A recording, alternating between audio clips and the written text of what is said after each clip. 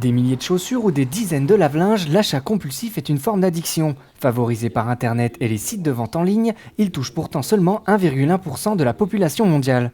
Les achats compulsifs, c'est des gens qui vont avoir des achats compulsifs à un type particulier d'objet.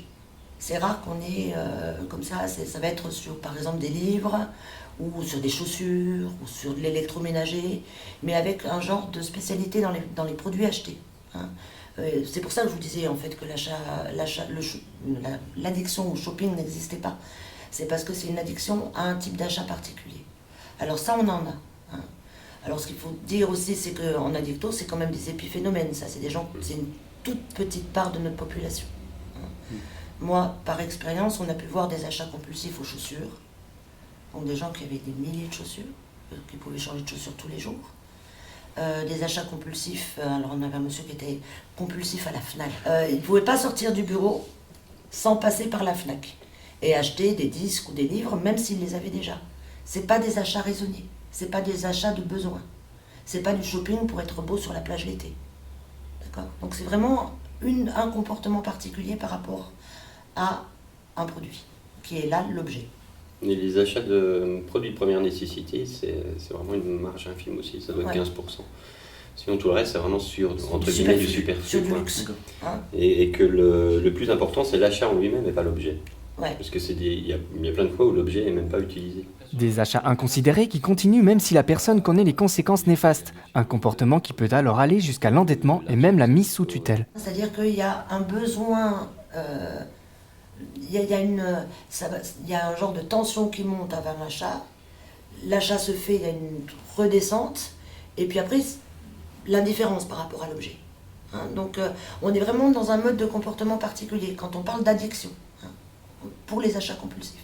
Avec l'impossibilité justement de résister. Voilà, de résister à ce comportement, et malgré ce que ça peut engendrer, voilà, en termes financiers, familiales. Ça devient une problématique et puis une pathologie. Les gens commencent à se faire du souci quand effectivement ça dépasse le raisonnable et ça va au-delà de ce qu'eux avaient envisagé au départ. Mais ça, c'est ce qu'on peut donner comme définition de l'addiction, quel que soit l'objet de l'addiction. Hein. Ça dépasse l'objectif de départ et c'est plus gérable. Hein. C'est-à-dire que même si la personne est à découvert de 2 ou 3 000 euros, elle va quand même acheter la 10e friteuse. Et là, on est dans le pathologique. Et comme les autres addictions, l'achat compulsif est souvent lié à une pathologie psychiatrique. Les soins se font généralement par le biais d'une thérapie cognitivo-comportementale. Les gens viennent consulter que quand ils sont dans des situations catastrophiques. Oui, quand il y a un retentissement vraiment prégnant sur leur vie en général, sur la famille, sur les vacances, et puis c'est pas facile de dire je viens vous voir docteur parce que je me suis acheté 22 paires de chaussures aujourd'hui, je veux dire c'est pas facile. Hein, donc les gens viennent aux soins difficilement. D'autant plus que certaines fois c'est le symptôme d'une pathologie mentale. Comme on a souvent en addiction. Voilà. Hein, comme on a souvent en addiction. D'où l'avantage d'avoir un médecin, un psychiatre, addictologue. Du coup.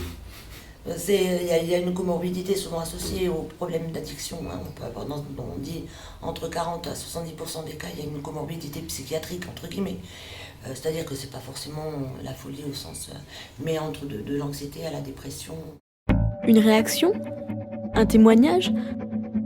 Commentez ce reportage sur dijonsanté.fr.